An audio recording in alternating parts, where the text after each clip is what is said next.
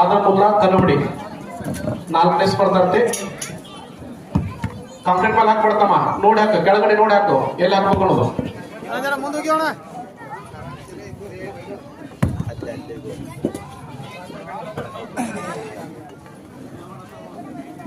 ಒಂದು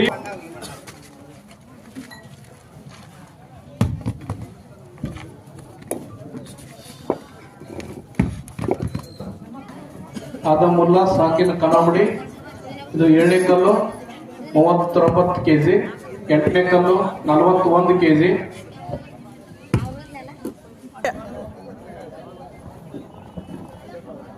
ಶಬಾಷ್ ತಮ್ಮ ಕಲ್ಲು ನೋಡ್ಯಾಕಪ್ಪ. 50 kg ಕಲ್ಲಿದು. ಇದಾದ ನಂತರ ಆಕಾಶ್ ಅಂಕಲ್ಗೆ ಅವರು ತಯಾರಿಲಿರಬೇಕು. ಸಾಕಾದ್ರೆ ಕಲ್ಲು ಹಚ್ಕೊಳ್ಬೇಕು. ಶಬಾಷ್.